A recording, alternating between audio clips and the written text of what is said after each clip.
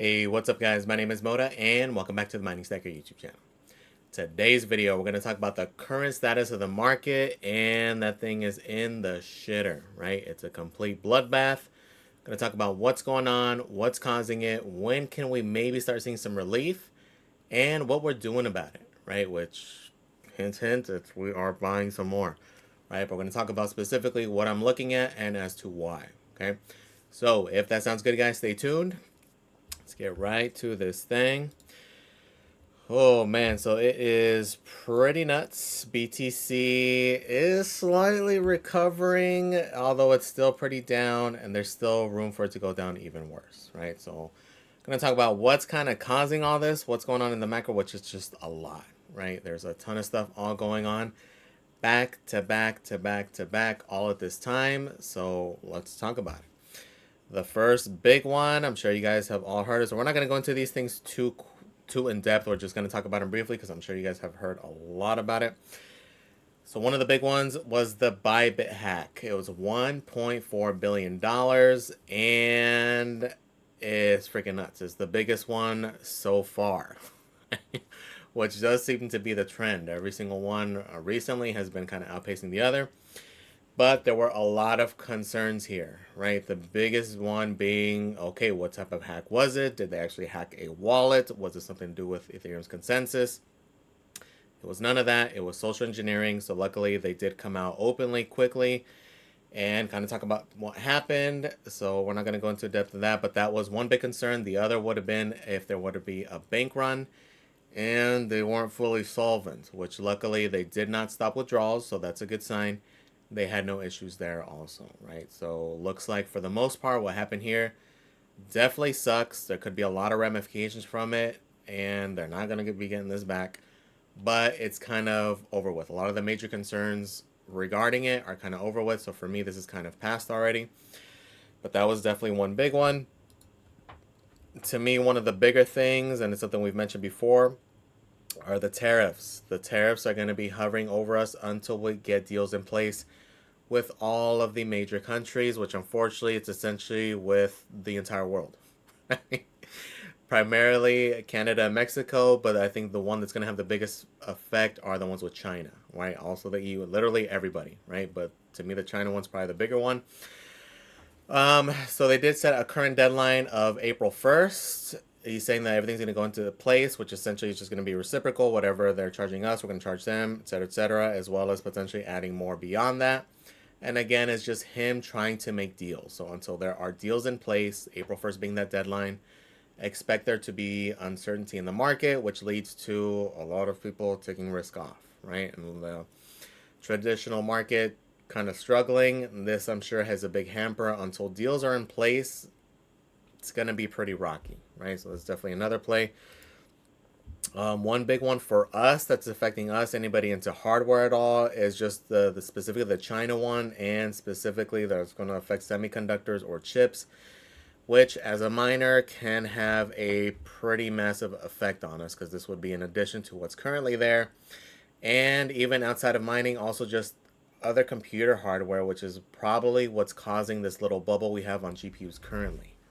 Okay, so definitely has a lot of effects on us, and that's probably again why there's such a big craze with all GPUs, not only the 5090s but even other models, because again people want to upgrade or do what they want to do just in case these things do stick. There is no resolution, so definitely adding fuel to the fire there. Another big one, and why we've been kind of talking about the possibility of like 70k Bitcoin, is there is a CME gap between 77 to 80,000. So that doesn't necessarily mean it's going to hit. Yes, a lot of them do eventually fill. Will it fill? Won't it fill? Maybe, maybe not. But it is something we are keeping our eyes on, especially now that we did breach below under 90k. So it definitely is possible. Okay, so this is adding more fuel to the fire, because we typically know when there are a lot of news events like this, what typically happens. Whales, manipulators, they're going to go on and they're going to accelerate this thing even more, just adding more fear to the market and getting results they want, right? Whether it's liquidating people, getting coins at a cheaper price, whatever the reason is we know typically when things like this happen, they tend to piggyback on that news and just accelerate things even more, right? Which unfortunately just right now it's been literally back to back to back to back. Another big thing that, especially with Solana, that's finally kind of breaking the meme coin bullshit on Solana is that issue with the Libra coin, which was with Argentina, right? Essentially that rug pull from the Argentinian president, which is freaking bananas, but this is looked like it's finally breaking the meme coin cycle. Right? Will it fully? Of course not. Degens are going to degen, but this is finally starting to slow things down on that front because it was getting to the point where, like, before, you had a couple days, then it turned into a couple hours, and now things are rugging within the first few minutes, right? Literally buying things, and you have like a 2 to 3 minute window to just sell whatever you can for profit before it fully rugs, right? Which was just getting batshit crazy, right? It looks like that is starting to slow down, but again, it's adding a lot of FUD to Solana, calling it the crime chain and all this other nonsense, which is whatever. I mean, again, people want to lower the things, they want to manipulate things, they want to get this thing down as low as possible. Okay. And another big thing coming with Solana, and this is why Solana is getting hit so hard recently, is there is a huge unlock coming on March 1st. You can see this little FUD article saying that it can hit below $50 potentially because of this. Will it, won't it? Again, anything's possible. Like, yes, it is a big amount. It's 11 million coins that are going to unlock. But in reality, in the grand scheme of things, it's 2.2% of the supply. Is it a big amount? Yes. Is it going to be a deal breaker? We're going to have to wait and see. In my opinion, it's just more FUD. I think a lot of it is already, as of now, priced in. And I think that's why the price has been lowering. Just because the people who are getting the majority of this unlock are whales that are probably not going to be selling, right? So a lot of this is from the FTX estate, which was auctioned off. So a lot of these were purchased from outside people already. Galaxy Digital being the biggest buyer. Overall, they bought about 25 million, Pantera 13 million, and then a group of others at about 1.8 million. You can see their purchase price. Galaxies being the best one at $64 a SOL, which currently they're in profit, but is a VC really going to dump, especially a VC that's that bullish on crypto as a whole? It's one thing if it's a TradFi one or something, but these are all crypto VCs. They all know where the market's going. Do I see them dumping it for a 2x profit? No, they're likely going to be holding. They're going to continue down, but again, people are going to take advantage of all the FUD going on and what's going on and try to lower the price as much as possible. Okay. So is it possible we go down more? Sure, especially leading into it, but I don't see a $50 SOL, and if there is a $50 SOL, I will definitely be stocking up even more. Okay, but that's definitely something that's going to add fuel to the fire, at least until you look into it a little bit more, right? Because realistically, for a lot of these proof of stake coins, 2% of the supply unlocking is a big deal, but it's not necessarily something that has broken a lot of these coins. We've seen it recently with a lot of the big coins. Didn't have the biggest effect what people were thinking. A lot of the times, most of the effect was had prior to the unlock. Buy the rumor, sell the news kind of event, right? Do I see the same thing happening here? Personally, yes, right? We'll see what ends up happening, though. Maybe we'll go lower, but I think if we do go lower, it's just because of the overall market, specifically BTC going lower, potentially, if it goes lower, right? Another big thing is just the stock market in general has not been doing too hot, right? We were struggling last night, did go down to like 88 or 87, and then this morning did go up to 88, and then as soon as the market opened, because the S&P fell again, it did go down to 86, and currently is pumping a little bit, but it's still within that range. So again, it's just a lot of things back to back to back, all causing this negative price action. Will we get relief anytime soon? We're going to have to wait and see for a lot of these things. It's just a lot of it. It's the uncertainty in the market, right? A lot of it is those tariffs. When those get put in place in April, that can bring some clarity. We do have a big FOMC meeting coming mid-March. That could potentially lead to some clarity depending on what's done, right? Will we get a rate cut? Not super likely. I know some people are predicting the potential of one, but just the overall market doesn't agree with that. But depending on what is said, how is Jay Powell going to be? Is it going to be hawkish, dovish?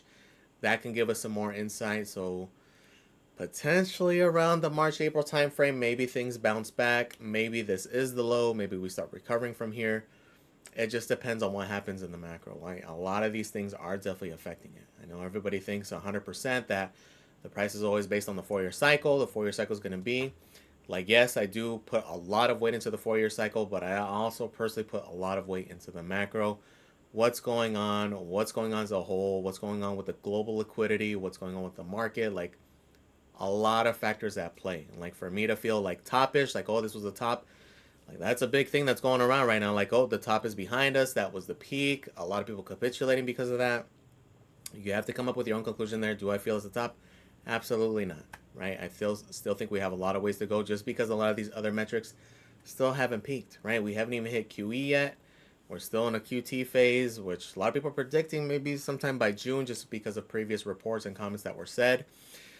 So a lot of those other things, for me at least, have to line up for me to feel convinced that this is a top. The only thing that I feel more convinced on is that we're not going to have like a double top kind of scenario, with one being the spring, another one the fall. Everything still is lining up for this fall though, right? So for me, it does bring a little bit more clarity. But overall, times may still be rough, but these are the times, for me at least, when I see the market like this, when I see the sentiment like this, when I see everybody giving up, like, oh, it's over, this is dead, this is blah, blah, blah. These are the times to be buying, right? We've mentioned a lot about, oh, us buying X coin at X price 2 years ago and how it was. It's easy to talk about now, but during those times, it was a million times worse than what it is now, right? That was like, for example, with Solana. We're talking about the $10 SOL, $12 SOL. That's right after the FTX collapsed. We were deep in the bear market at the beginning of it. It was extremely, extremely bearish, right? People were predicting like under 10K Bitcoin. Like, it was really freaking bad. So talking about it now, it's easy like, oh yeah, we bought back then. This is a similar thing right now, right? These are the times to buy when people are saying like, oh, I coulda, woulda, shoulda, I wish I would have done this. These are those times when sentiment is like this. It is hard to hit that buy button just because you feel like we can go a lot lower. This is something a lot of people don't talk about, is that during these times, all you're going to see are articles like this, where nope, it's going to go lower, this is only the beginning. And this is what makes it difficult, is that yes, it's possible we go down. Again, it's risk to reward. Like, I'm not super confident this is the low either, right? I feel convinced that there's still a good 40-50% chance we do dip into the 70s, but it's nibbling. It's buying some now, and it's just patient, like, maybe it's low, maybe it's not, right? Even the videos I had done, during those times, right? That's when I first started the channel. Even talked about it in those videos. Like, I'm not sure if this is the low. We may go lower, but risk to reward looks good, so I'm buying heavy here. Kind of similar situation here, right? So it's easy to talk about it afterwards if it worked out, but it's hard during that time. So like right now, it is extremely tough, right? Because you're going to do it and you're going to talk about it, and people are going to be in the comments, oh, it's going to go lower, it's going to end. It very well can. That's the risk you have to be willing to take. But if you want to reap those rewards, you have to be willing to take that risk. Some play out well, others don't. This is why you have your strategy. This is why you have your higher confidence plays. This is why we diversify. But this is part of the game, right? If you want to take advantage of those potential gains, of this potential bull market, you have to be willing to take that risk. And this is, to me, just glaringly one of those times, okay? So up to you on what you want to do, how you want to play this. That's the way I'm looking at it, though, right? And if we look at the overall prices currently, this is where things are looking pretty good, right? BTC, let's refresh. It's at 86.6 on here. Let's see where we're at now, because it has been volatile. It's at 87 now. But prices have been all over the place. But again, when fear is at these levels, this is the time to jump in. And currently at this time, the deals are all over the place, right? So for me, my focus, how I'm playing this, I'm looking more at the bigger caps. That's where my focus is. A lot of the smaller caps we have been DCing into this past month. A lot of them, even with BTC dipping, actually are pretty close to that same price range. Okay, so for me, we talked about it. We're waiting for a potential dip into the 80s, which we did hit. And alts to continue to get wrecked, which some of them did. In this case, a lot of it was with the bigger alts. That's definitely where my focus is. It's going to be those higher confidence utility plays. So for me, the reason wasn't necessarily too big on buying a lot of the bigger cap coins is that I, at minimum, from my estimations, want approximately a confident 4 to 5x. Okay, I'm very conservative with my numbers, and that's why for me, a target price with Sol, like, it's got to be lower than $120, for example. My price target with Sol is $500 to $600. At 120, that does give a 5x. Okay, at 140, not so much. So at 135, I think it was, I did pull the trigger on some. Did I buy aggressively or did I even buy a whole lot? No. Could it be even potentially a short-term play? Potentially. But we're going to have to wait and see what the market does. I did buy a little bit here. My focus also specifically right now are coins that generate yield, right? Especially right now with my mining situation being where it is, with my electric rate, a lot of my revenue that I was bringing in got slashed pretty drastically with those units being off. So any other form that I can continue to bring revenue in, that's where I want to invest in. So for me, the eye has been on those proof of stake coins that have high yields for native staking. So my eye is on Sol, although it's hard to buy at these higher prices. I did buy a little bit more. Realistically, the eyes are on AVAX again, which I did end up just selling not too long ago at 26 bucks. I may end up buying back in just because what I didn't factor in was the loss in yield, but now that I can get more, makes it even a little bit more appealing. The downfall with AVAX, for me at least, is I don't necessarily know if it's going, I don't necessarily have a ton of high confidence that it's going to overperform, right? So a lot of my numbers or target prices are in reality more like minimums, right? Like I think they're going to hit that with the potential of going beyond that.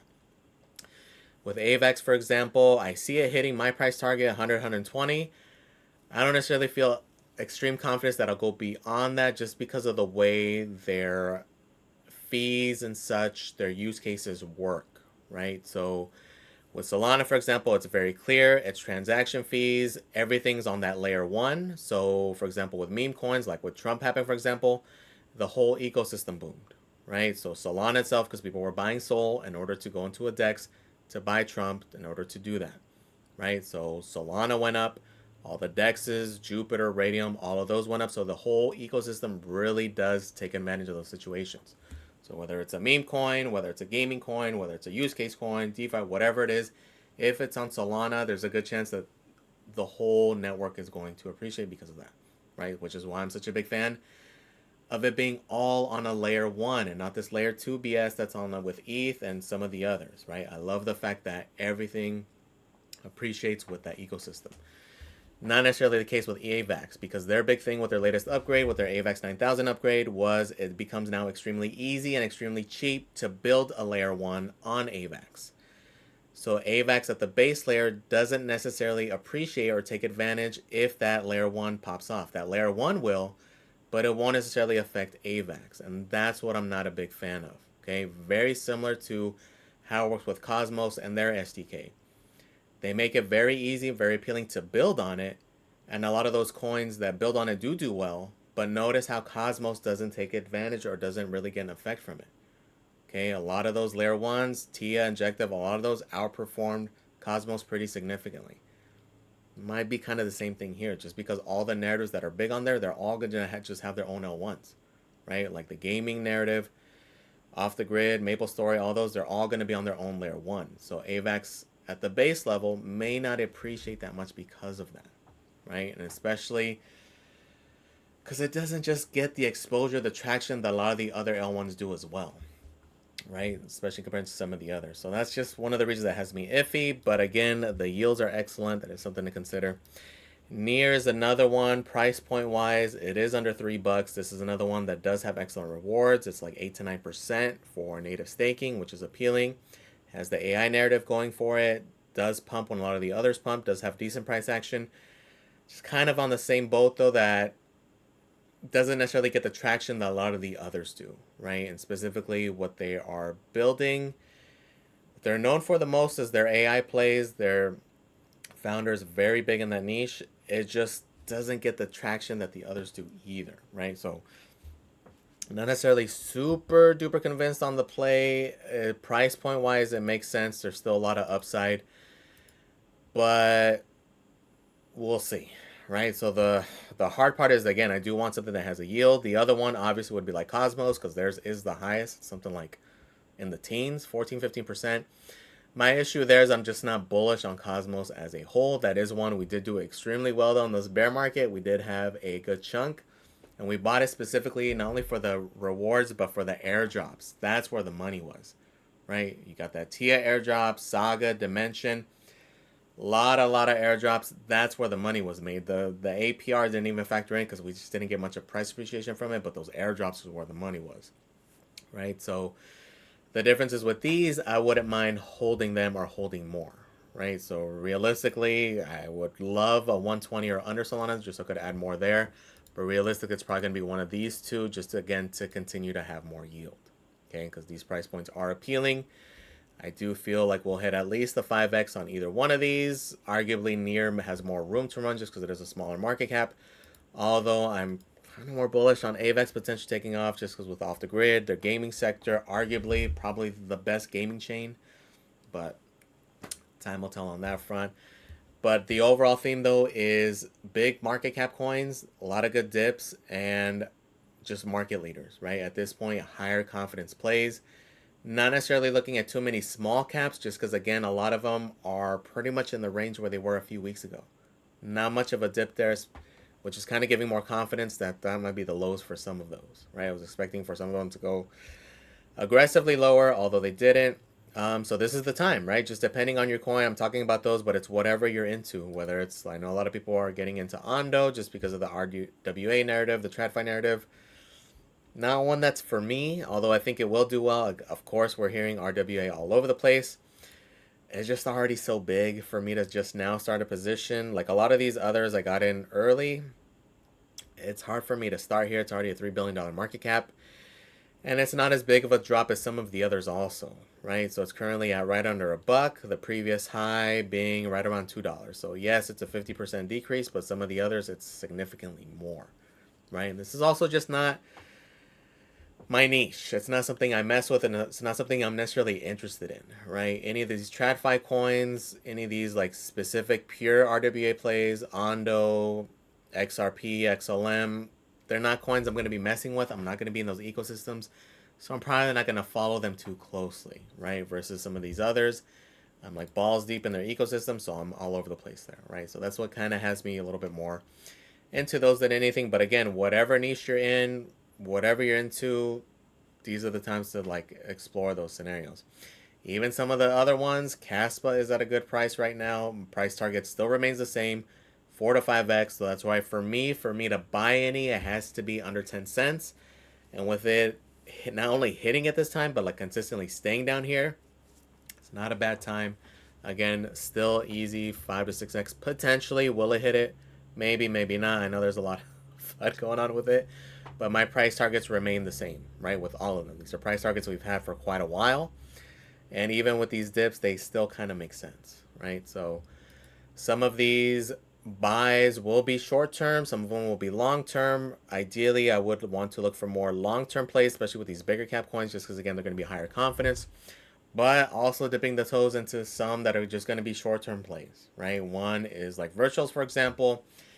And at its current price, this is about the price we bought a few weeks ago, so not really adding more here. This is literally going to be a short-term play just in case we do get an AI pump next month. Although, realistically, I may dump it just because, again, this thing is at the same price, while these other coins have dropped a good amount. So, may end up just foregoing that. I bought some of this. I bought some AI16Z. May just dump it, throw it into one of these other confidence plays, right? So gonna have to wait and see. Gonna give it a day. We'll think about it. But again, a lot of these other coins, they're just kind of in the same range, or some a little bit higher than what we purchased at, right? So like Helium, a lot of the other deep in plays, again, they're down, but like 5-10%. That's not enough for me to like, oh yeah, let me get it more. I'm happy with what I got. Realistically, I'm looking for a bigger dump, right? So that's why again, those higher confidence plays are more attractive, just depending on the niche and the gaming niche. A lot of good deals. Beam is another one. This is one, not too bullish on it though. This is one that I think will do well just because of the narrative and it's a easier gaming play. I'm just not bullish on anything they're building on their SDK. But it is another one that'll likely do well, has the chance to do extremely well. We'll see how it pans out. Out of the smaller cap coins, the only one I feel super conflicted on that's appealing is Flux. Okay, the reason this one is appealing, looking at it, taking the emotion out, looking at it analytically, probably one of the ones that makes the most sense. Okay, it's one that we follow. It's one we've been into in the past. And currently the price action. So currently at 34 cents, this is in the range of its bear market lows. Okay, so this is one that is down here. GPU mineable coin, made in the US coin, fits a lot of narratives, has the AI narrative. It is one that did also pump with that AI pump last March. Will there be an AI pump this March? Maybe not, but we know now we know, but most likely there will be an AI pump sometime through this bull market, and we know that this is one of those coins that actually has followed along with it, right? So a lot of pluses there. The downfall for me, what has been conflicted, is that gut feeling. Okay, this is one that they've been pushing it extremely hard. They have not really fully launched a lot of their things yet, which is what has me our biggest critique and complaint this whole time. A lot of this stuff we've been hearing about for what feels like years, and there's still no actual releases.